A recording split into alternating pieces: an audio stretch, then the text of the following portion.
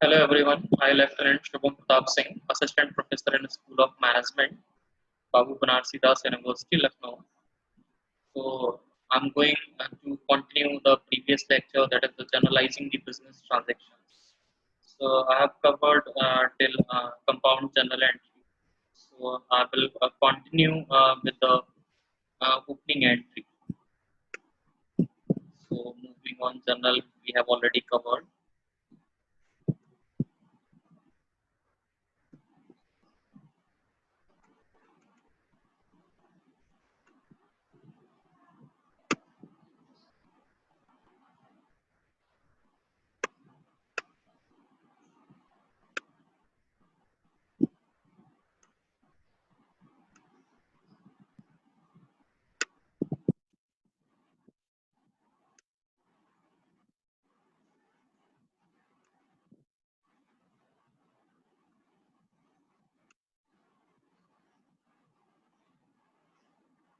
So here is the topic, that is the opening journal entry.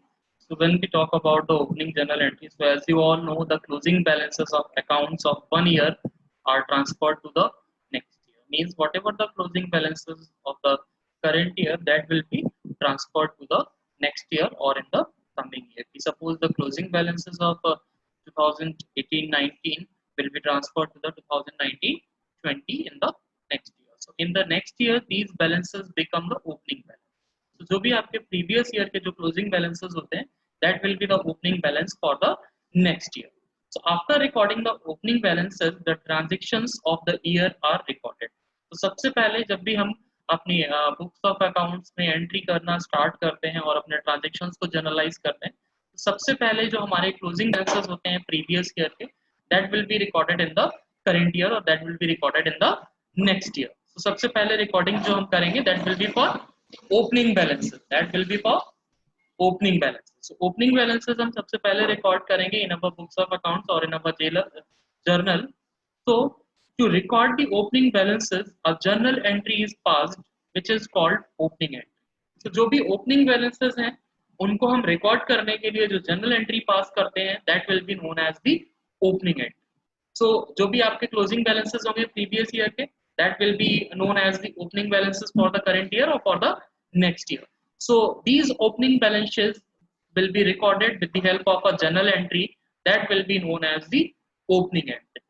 So it's all about the opening entry. So here is an illustration of opening entry. As you can see, here it is.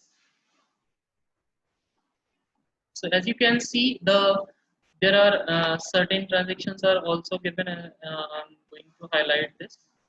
Just a minute. So the transaction is given. Pass the necessary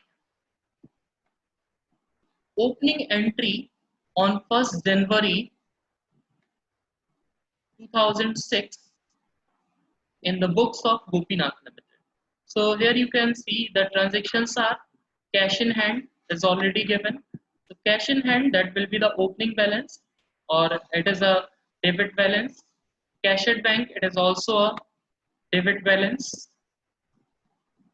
ये आपको opening entry में याद रखना होगा कि जो भी आपकी एसेट्स होंगी, दैट विल बी डेबिटेड, और जो भी आपकी लायबिलिटीज और कैपिटल होंगी, that will be credited. Stock and trade, ये भी आपका करंट एसेट है. कैश एंड बैंक और कैश एट हैंड भी आपका करंट एसेट है.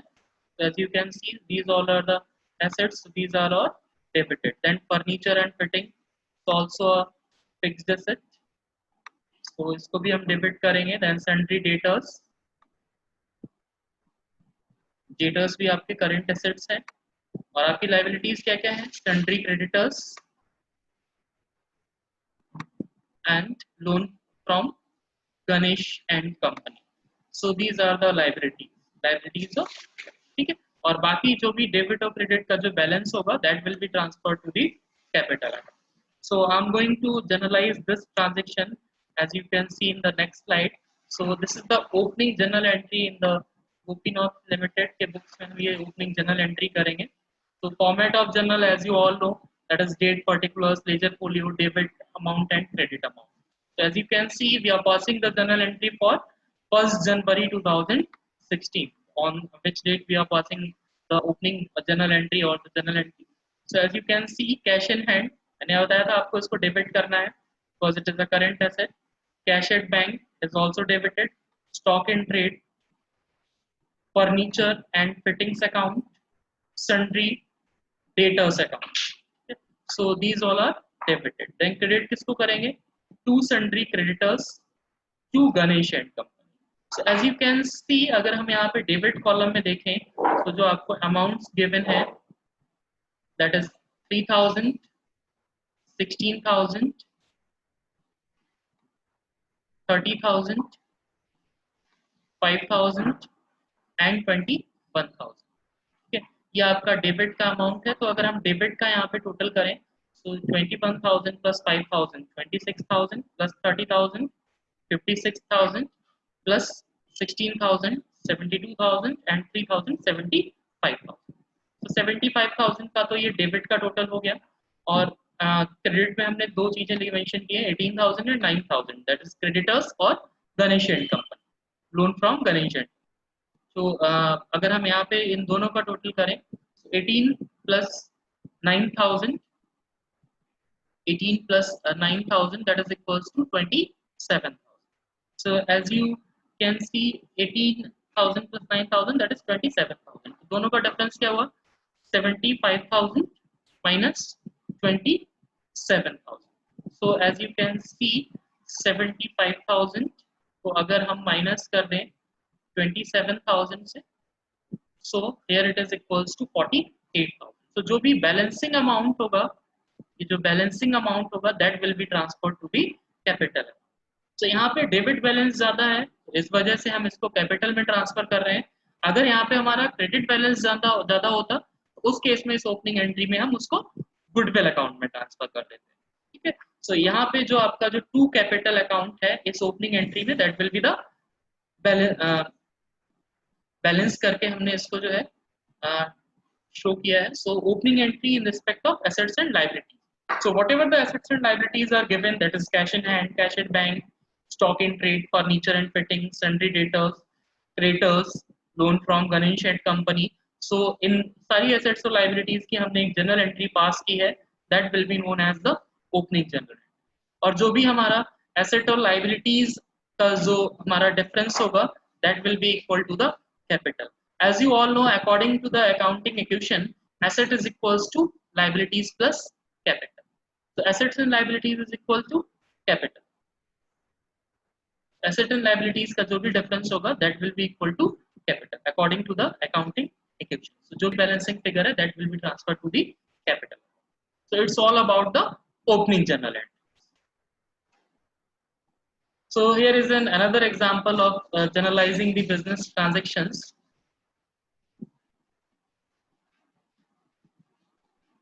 So generalize the following transactions. ये सारे transactions आपको given है, आपको इनकी journal entries पास करनी है. So for the year 2012 and for the month of March 2012 के लिए सारे transactions given है. So as you can see, March 2 को जो transaction given है, that is commenced business with cash of rupees 2,50,000. So यहाँ पे अगर हम सबसे पहले identify करें कि what are the accounts involved in this transaction. So there are two accounts involved. One is capital account, another is the cash account. So the entry is cash account debit to capital account. So मैं आपको ये entry दिखा देता हूँ. ये entry जो हमने की है, that is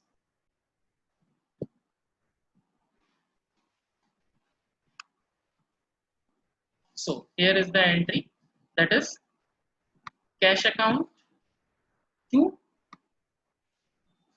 capital account. So both the columns 2,50,000 and 2,50,000. So this is the first transaction.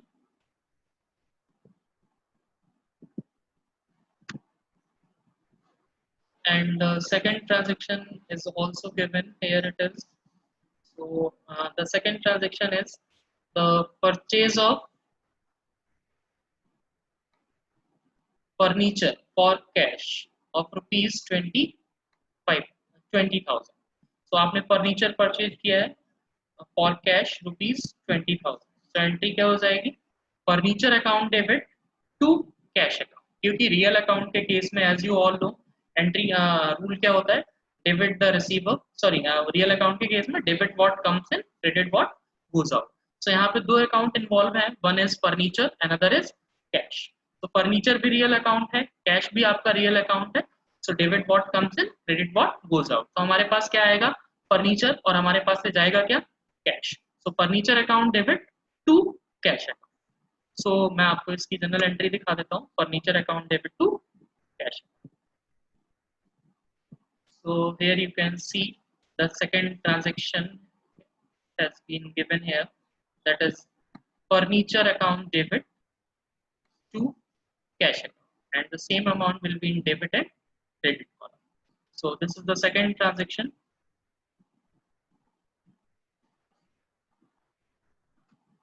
and the next transaction is given.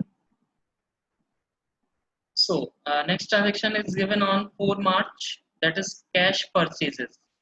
So cash purchases आपको given है, तो यहाँ पे कोई फिक्स एसेट हम परचेज नहीं कर रहे हैं। तो यहाँ पे दो अकाउंट्स इन्वॉल्व हैं, one is purchases account, another is cash account. सबसे पहले स्टेप में मैंने आपको बताया था, in the steps of journalizing आपको आइडेंटिफाई करना है कि what are the accounts involve और which are affected in this transaction. तो यहाँ पे दो अकाउंट्स इन्वॉल्व हैं, one is cash account, another is purchase account. So both the accounts are real accounts. So debit what comes in, credit what goes out. तो अगर आप इस transaction की बात करें, तो जब आप गुड्स परचेज करेंगे तो आपके पास क्या आएगा, गुड्स आएंगी और आपके पास से जाएगा क्या, cash. That is debit what comes in, credit what goes out. So entry क्या हो जाएगी, debit purchase account debit to cash account. So मैं आपको इसकी एंट्री दिखा देता हूँ, 1,45,000 से ये एंट्री करेंगे हम। So here you can see, here it is purchase account debit to cash account. 1,45,000 की हमने एंट्री कर ली है। देन नेक्स्ट ट्रांजेक्शन आपको गिवन है, cash deposited to bank of ₹30,000। ये ट्रांजेक्शन यहाँ पे आपको क्वेश्चन में ही गिवन है, जो इलस्ट्रेशन मैंने यहाँ ले रखा है।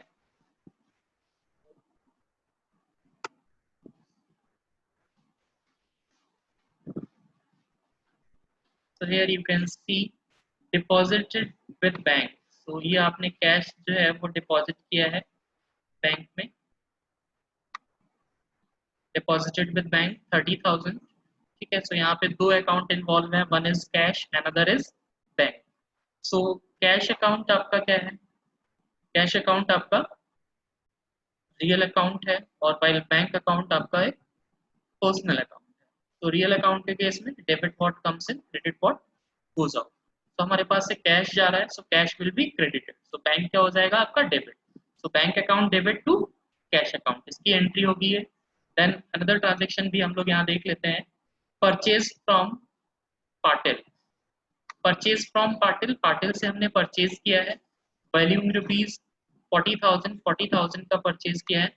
So that will be credit purchase, क्योंकि यहाँ पे कोई भी पेमेंट आपको नहीं गिवन है, ना ही हमने कैश में पे किया, ना ही हमने बाई चेक पे किया है।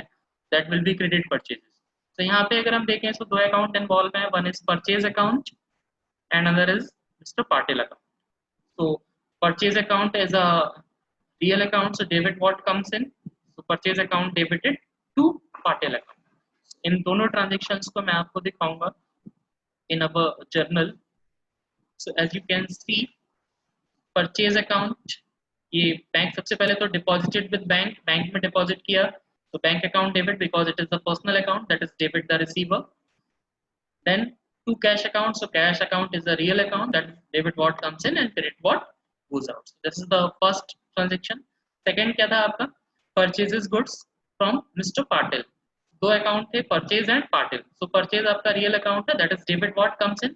सो जब आप परचेज करेंगे तो गुड्स आपके पास आएंगी, दैट विल बी डेबिटेड। और टू पाटिल अकाउंट, किससे परचेज कर रहे हैं, पाटिल से, सो एंट्री कर लेंगे। ठीक है, then another transaction is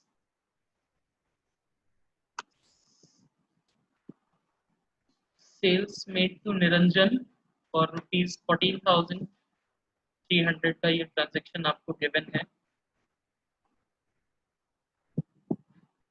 sold to Niranjan for cash, अब यहाँ पे नेम भी गिवन है एज वेल एज आपको गिवन है sold to Niranjan for cash means जो भी सेल की है will not be a credit sale, that will be cash sale, क्योंकि जो भी हमने गुड्स सेल की है नटराजन को जो सेल किया है that will be in cash. So 14,300 का हमने सेल किया है, so इसकी एंट्री हम कर लेंगे.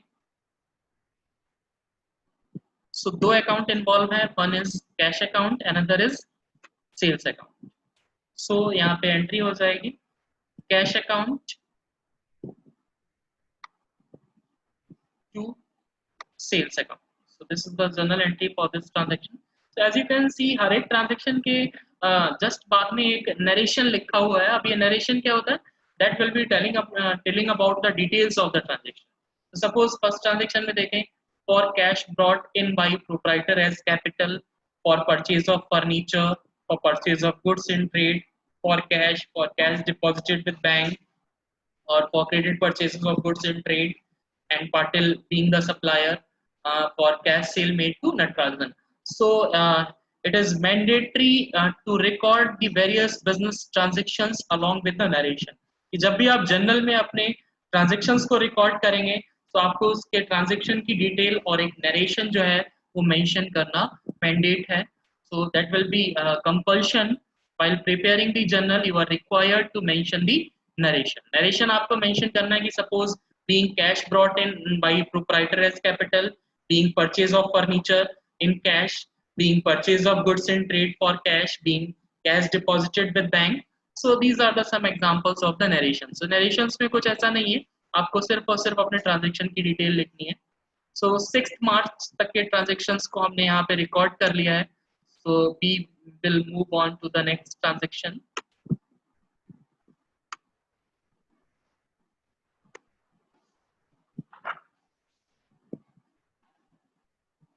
ओके, 6 तक के ट्रांजैक्शंस हमने रिकॉर्ड कर लिए थे. सो नेक्स्ट है आपका स्टेशनरी परचेज. स्टेशनरी परचेज, सो स्टेशनरी परचेज आपने की है. सो स्टेशनरी आपके लिए क्या है? रियल अकाउंट है. So debit what comes in, जब आपने परचेज की तो स्टेशनरी आपके पास आएगी. So stationery account debit to cash. So this is the entry for this transaction. Then next is purchase from Salil. So again यहाँ पे कोई कैश कुछ भी बैंक नहीं गिवन है. सो यहाँ पे दो अकाउंट इन्वॉल्व हैं. One is purchase account, another is Salil account. So यहाँ पे अगर हम देखें, सो परचेज अकाउंट आपका रियल अकाउंट है और सलिल अकाउंट आपका पर्सनल अकाउंट है. सो इस केस में जो है हम इस ट्रांजैक्शन को रिकॉर्ड करेंगे, that is purchase account debit to Salil account, क्योंकि यहाँ पे जो भी परचेजेस हैं that will be credit purchase. So इन दोनों ट्रांजैक्शंस की एंट्री आपको समझ में आ गई होगी. देन नेक्स्ट आपको सेल्स का एक ट्रांजैक्शन गिवन है, sold to Mukherjee 8080 sold to Mukherjee. So यहाँ पे दो अकाउंट गिवन है आपको, one is sales, another is Mukherjee. तो sales account is a real account, तो debit what comes in, credit what goes out. तो जब आप सेल करेंगे तो गुड्स आपके पास से जाएंगी टू द बायर. सो उस केस में आपका जो सेल्स अकाउंट होगा दैट विल बी क्रेडिटेड, और जो मुखर्जी अकाउंट होगा that will be debited, because Mukherjee is a personal account that is debit the receiver. So Mukherjee to sales. So इन तीनों ट्रांजैक्शंस की एंट्री मैं आपको जर्नल में दिखा देता हूं.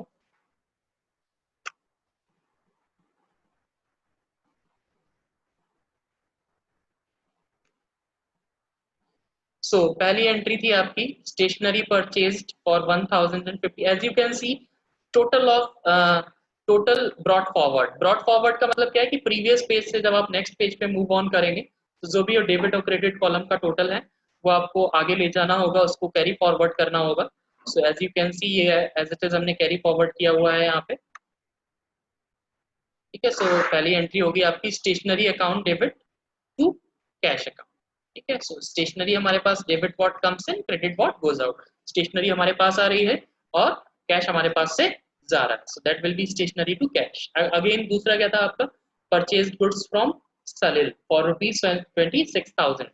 सो परचेज अकाउंट टू सलिल, क्योंकि because it is a credit purchase, हमने पेमेंट नहीं किया है, हमने उधार में परचेज किया है. So purchase account to Salil account. This is the second transaction. और थर्ड आपका क्या हो गया? Sale of goods to Mukherjee. अब मुखर्जी को आपने जो भी सेल किया है उसके अगेंस्ट में आपको पेमेंट रिसीव नहीं हुआ है. सो आपको जो एंट्री करनी होगी that will be Mukherjee account debited because debit the receiver and credit the giver in case of personal account. Sales account के केस में रूल क्या होगा, debit what comes in credit what goes out. तो goods आपके पास से जाएंगी, that's by to sales account. So these three transactions, I think these are understood to everyone. So we will move on to the next transaction, that is on March 9। जो भी transactions आपको given है 9th of March को, वो हम लोग देखेंगे।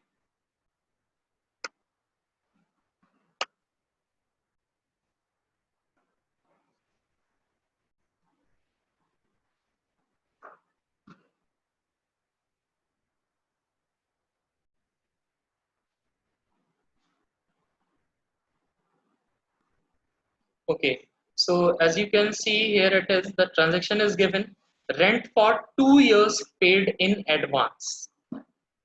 Rent for 2 years paid in advance. So जो भी रेंट है वो आपने 2 years के लिए एडवांस में पेमेंट कर दिया है, ठीक है। सो एडवांस पेमेंट ऑफ, यहाँ पे दो अकाउंट हैं आपके, one is rent other is cash. So इसकी हम एंट्री कर लेंगे। सो नेक्स्ट है आपका drawings by the proprietor for household expense।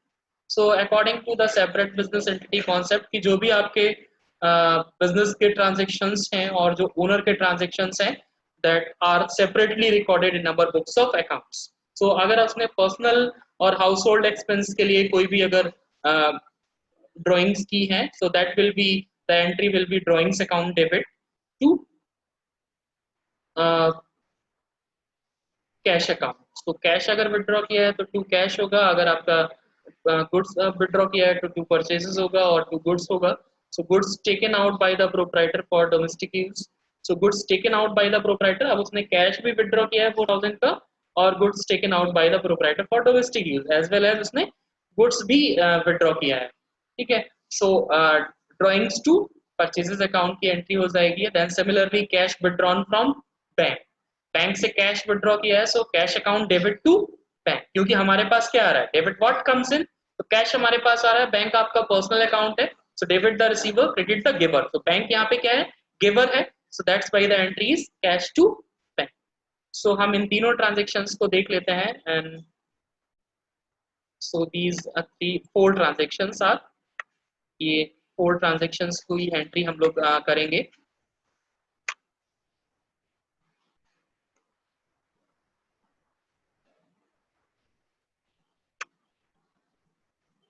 As you can see, rent paid in advance account debit, दो अकाउंट है आपके, so एडवांस में आपने पेमेंट किया है, rent paid in advance account debit to cash account. Similarly drawings account debit, cash भी withdraw किया और एज वेल एज गुड्स भी विड्रॉ किए। सो इसको चाहे तो हम सेपरेटली भी कर सकते हैं, so that is drawings account debit to cash account की सेपरेट एंट्री होगी and drawings debit to purchase account की सेपरेट एंट्री होगी, that is for drawing of goods as well as drawing of cash. But यहाँ पे जो हमने entry की है that will be the compound entry. तो मैंने आपसे क्या था कि क्या कहा था कि अगर आपके सेम अकाउंट से रिलेवेंट सेम डेट में अगर एक से ज्यादा ट्रांजेक्शन्स होते हैं, so उन सभी ट्रांजेक्शन्स को हम एक सिंगल एंट्री में रिकॉर्ड करते हैं, that will be known as the compound entry. So यहाँ पे जो हमने 9th of March को जो ड्राइंग्स की एंट्री की है that will be the compound entry. So as you can see drawings account debit, अब हम अमाउंट पहले नहीं लिखेंगे, टू कैश अकाउंट, कैश से हमने कितना विड्रॉ किया 4000 और to purchases account that is 500। अब इन दोनों का टोटल कितना हो गया, कितना विड्रॉ कर लिया हमने अपने पर्सनल यूज के लिए 4010, ठीक है। So that is a compound entry of the drawing. Then next क्या था, आपने कैश विड्रॉ किया फ्रॉम बैंक, सो मैंने आपको बताया cash account debit to bank account because debit what comes in and credit what goes out in case of real account, and in case of personal account debit the receiver credit the giver। so bank account यहाँ पे क्या है, giver है, that's why it is credited, ठीक है। then sales to Mathur on credit for rupees 9850। so as you can see here the entry is Mathur debit, Mathur account debit because debit the receiver credit the giver। तो Mathur personal account है, debit the receiver, किसको, अगर हम cell कर रहे हैं तो goods किसको रिसीव होंगी, माथुर को, क्योंकि हम सेल किसको कर रहे हैं, माथुर को कर रहे हैं। To sales account that is debit what comes in credit what goes out, हमारे पास से क्या जा रही है, गुड्स जा रही हैं, सो इन गुड्स को हम दिखा देंगे to sales account. So that's all for this. So इसका ट्रांजेक्शन मैं आपको बता दूंगा, अभी इसकी एंट्री मैंने आपको पहले ही बता रखी है, इसका ट्रांजेक्शन गिवन है।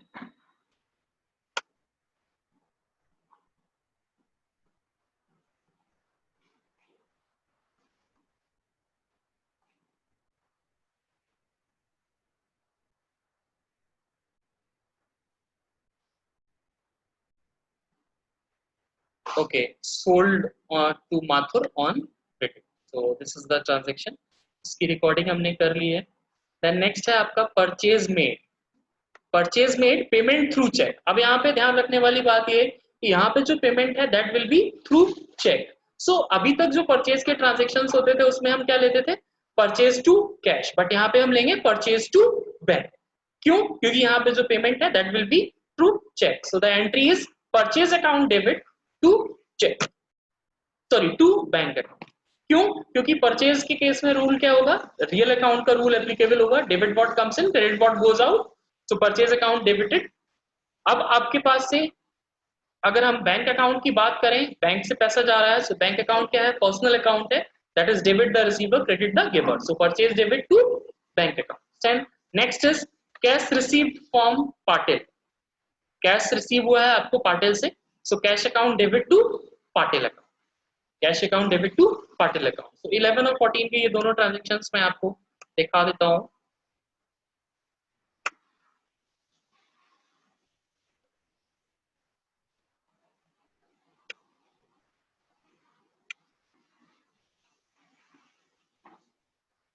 So as you can see, अब यहाँ पे जो परचेजेस थी हमारी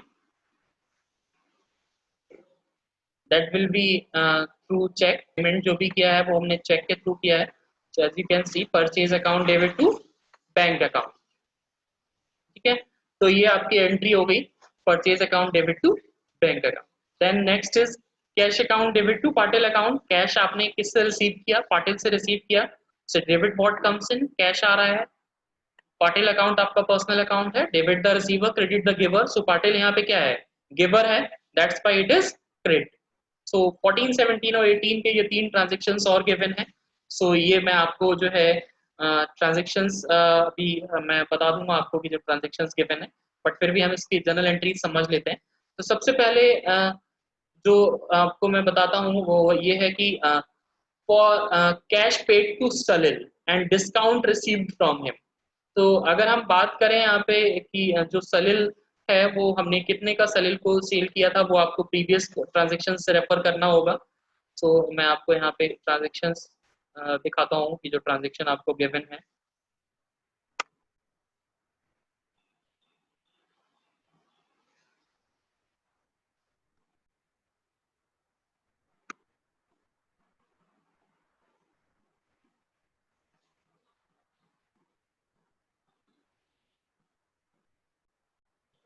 सो यहाँ पे है आपका cash paid to Salil after deduction of discount 1300। So ये डिडक्शन के बाद में आपने पेमेंट किया है। सो 24,700 का आपने पेमेंट किया है आफ्टर डिडक्टिंग 1,300। ठीक है, सो यहाँ पे टोटल पेमेंट आपका कितने का था, वो 24,700 प्लस 1,300 दैट इज 26,000 का पेमेंट करना था, बट हमने 24,700 का किया था। सो जो रेस्ट अमाउंट होगा that is the 1,300 that will be treated as a discount.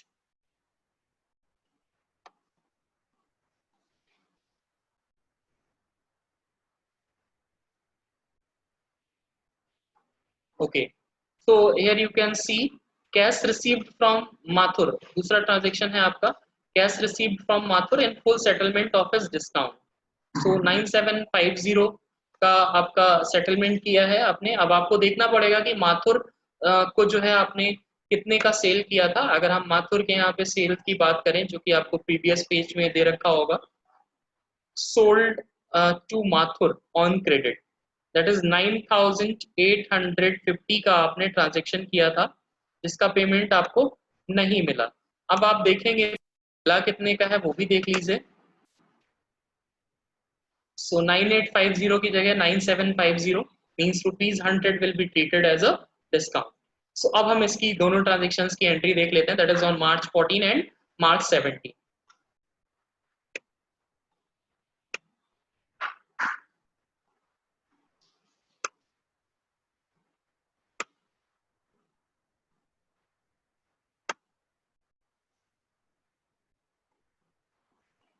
Okay, so here you can see Salil account debit, क्योंकि पेमेंट हमको कितने का करना था, 26,000 को करना था।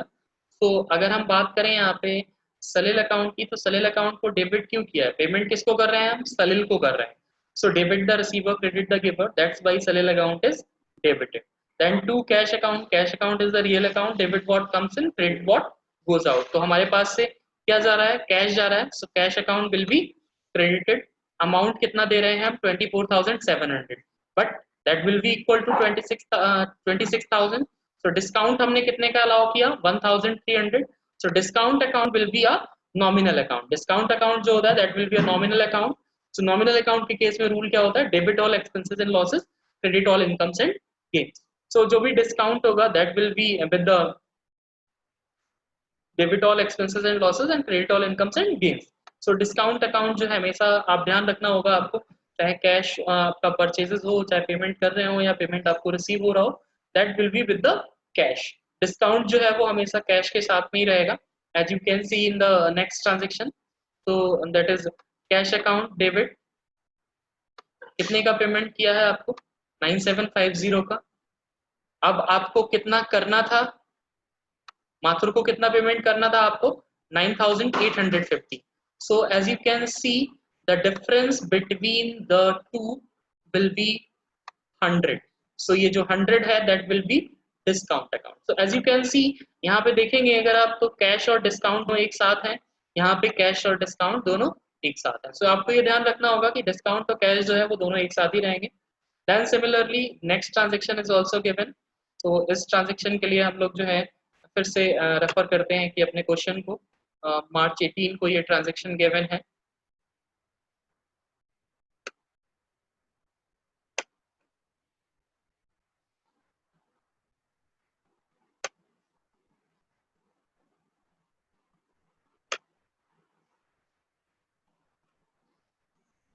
It will take time, so okay, so here it is, Mukherjee becomes insolvent, a dividend of 50 paise in a rupee is received। so Mukherjee को आपको एक डिविडेंड पे करना था, बट वो इंसॉल्वेंट हो गया। सो उसने 1 रुपए की जगह पे हमको कितना पे किया है, 50 पैसे। Means in place of 1 rupee Mukherjee paid 50 पैसे। सो इसने जो पेमेंट हमको किया है दैट इज 4,040, इस इतने का पेमेंट किया है। सो आप ये अगर हम देखें इस पेमेंट के हिसाब से, सो हमको जो पेमेंट करना था उसको वो 1 रुपी का करना था, बट उसने जो हमको पेमेंट किया है वो 1 रुपी की जगह पे 0.50 पैसे, इतने का पेमेंट हमको किया है। ठीक है, सो अकॉर्डिंगली आपको ये करना होगा यहाँ पे। सो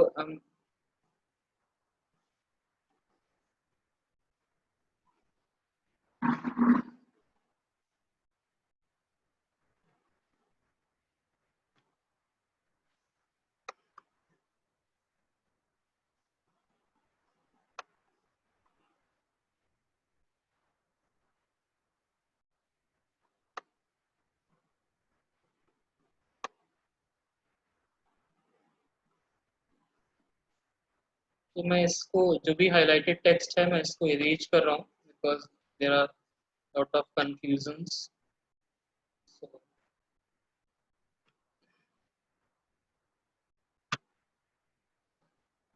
ओके, सो ये आपको 50 पैसे का पेमेंट ही मिला है, बाकी जो है आपका बैड डेट्स में चला जाएगा। सो यहाँ पे अगर हम देखें तो सबसे पहले तो मुखर्जी है, आपका कैश है, और तीसरा जो आपका अकाउंट इन्वॉल्व है that is bad debts account. So इसकी हम एंट्री देख लेंगे। So cash account debit, bad debts account debit, to Mukherjee account. So debit what comes in, so अगर हम बेड डेट्स की बात करें, सो बेड डेट्स आपका वो पैसा है जो आपको नहीं मिल सका या जिसमें आपको डाउट है जो आपको नहीं मिलने वाला है, that will be known as the bad debts to Mukherjee account. तो आपको मिलना कितने का चाहिए था, 8000 KT मिलना चाहिए था, बट आपको इन कैश कितना मिला, 14,040, और जो आपका बेड डेट्स है वो कितने का है, दैट विल बी ऑल्सो 4,040। ठीक है, सो दैट्स ऑल। तो अब आप देखेंगे कि यहाँ पे भी हमने जो भी बैलेंसिंग थी आपकी, जो टोटल थे, तो वो टोटल को हमने जो है यहाँ पे कैरी फॉरवर्ड किया हुआ है, that is total brought forward. So 6,54,610 and 6,54,610. So another is, अब आपने स्कूटर, अब मैं आपको ट्रांजेक्शन्स तो बहुत ज़्यादा नहीं यहाँ पे शो करूंगा, मैं सिर्फ आपको ये ट्रांजेक्शन्स बता दूंगा क्या है। तो सबसे पहला ये जो आपको मार्च 18 को ट्रांजेक्शन गिवन है, परचेज्ड स्कूटर फॉर कैश। अब स्कूटर आपने परचेज किया, it is a fixed asset, so scooter account debit, that is debit what comes in to cash account, that is credit what goes out. So इसकी entry कर ली। Then similarly credit sale mail to Agarwal and Nayak, Nayak और अग्रवाल को हमने credit sales की है। सो अग्रवाल को कितने की है, 8,640, और नायक को जो हमने सेल्स की है that is 3,780। So to sales account, that will be the credit sales to Agarwal and Nayak. Then next is cartage paid, cartage का पेमेंट हमने किया है, दैट इज 150 रुपीज का। So cartage it is a expense, it is a expense. So nominal account के case में rule क्या होता है, debit all expenses and losses, credit all incomes and gains. So यहाँ पे हम क्या करेंगे, एक्सपेंस है आपका, सो कार्टेज अकाउंट को डेबिट कर देंगे। देन कैश अकाउंट, कैश में पेमेंट कर रहे हैं, सो कैश अकाउंट आपके लिए क्या है, it is a real account, that is debit what comes in, credit what goes out. So आपके पास से क्या जा रहा है, कैश जा रहा है, सो हम टू कैश अकाउंट दिखा देंगे। देन रिपेयर्स चार्जेस, अब रिपेयर्स चार्जेस जो आउटस्टैंडिंग रिपेयर चार्जेस थे उसका आपने पेमेंट किया है। So as you can see, यहाँ पे पेमेंट आपका नहीं हुआ है, जो भी रिपेयर्स है that will be transfer to the repairs outstanding. So repairs account debit, because क्यों डेबिट किया हमने, डेबिट अगर हम बात करें नॉमिनल अकाउंट की, so debit all expenses and losses, so repairs account debit to repairs outstanding. अब रिपेयर्स आउटस्टैंडिंग की अगर हम बात करें यहाँ पे, सो ये आपका क्या हो गया, रिपेयर्स आउटस्टैंडिंग, जो कि हम हमारा ड्यू तो हुआ बट हम उसका पेमेंट नहीं कर पाए। सो जिस डेट में हम पेमेंट करेंगे उस केस में हम cash repairs outstanding account debit to cash और टू बैंक, जिससे भी पेमेंट करेंगे वो एंट्री कर लेंगे। Then similarly petrol expense account, ये it is also expense, so petrol expense account debit to cash account. तो आपको ध्यान रखना होगा कि जो भी एक्सपेंसेस और लॉसेस होंगे that will be debited in case of nominal account, और जो भी इनकम्स और गेन्स होंगी that will be credited. Similarly purchase account, cash purchase है आपका, purchase account debit to cash account. Then office equipment आपने परचेज किए हैं to cash account, so office equipment to cash account. So that's all for these transactions. And next is repairs outstanding. अब आपको मैं बताऊंगा repairs outstanding, जो अभी हमने repairs